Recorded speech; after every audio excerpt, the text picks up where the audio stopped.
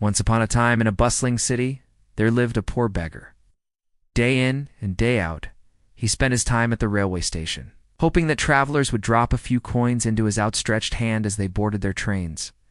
One day as he sat there begging, he noticed a tall, well-built man in a fine suit waiting for the train. The beggar thought to himself, "Wow, this man must be really wealthy. If I ask him for money, he'll surely give me a good amount." So he walked up to the man and said, "Please, sir, give me some money." The tall man turned to him, looked him up and down, and asked, "Tell me, do you ever give anything to others?"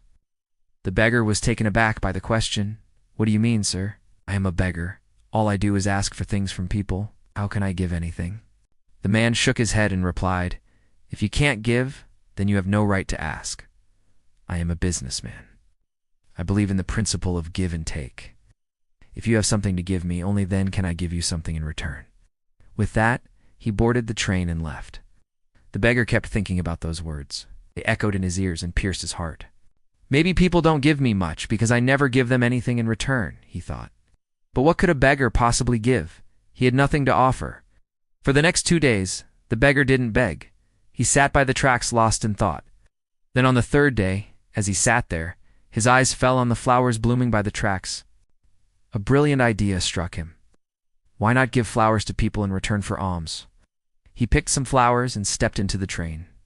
That day, whenever someone gave him money, he offered them a flower in return. To his surprise, people accepted the flowers with a smile. Some even planted them in their garden. From then on, it became his daily routine.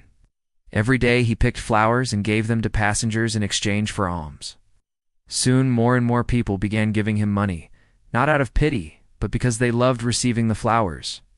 They even told their friends and relatives about the beggar who gave flowers in return for alms. One day he saw the same tall man in the train. The beggar went up to him and said, "Sir, today I have flowers for you.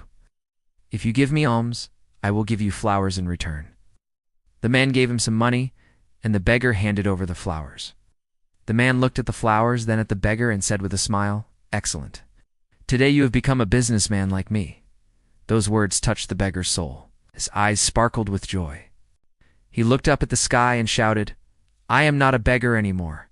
I am a businessman. I, too, can become rich." The passengers thought he had gone mad, but they joined in his laughter.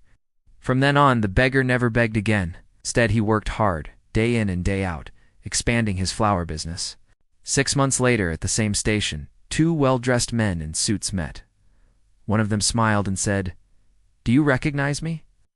The other man looked puzzled and replied, "I don't think we've met before." The first man laughed and said, "Think again. This is our 3rd meeting." "You're the man from the train," the second man exclaimed. "Yes, I am that same beggar. Do you remember when I asked you for money and you said I had nothing to offer? How could I forget? You even gave me some flowers later, and that was our 2nd meeting. But do you know where I am today?" the beggar asked with a smile. "I am a successful flower merchant," he replied. "Today I am traveling to another city to expand my flower business. Your first words taught me the law of nature. We only receive when we give. At first I still thought of myself as a beggar, even when I was handing out flowers. But the second time we met, you told me that I was already a businessman.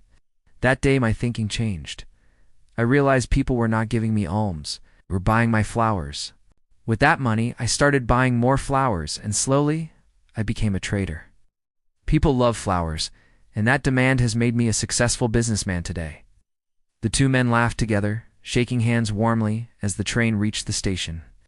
Once upon a time in a faraway kingdom, there lived a poor beggar.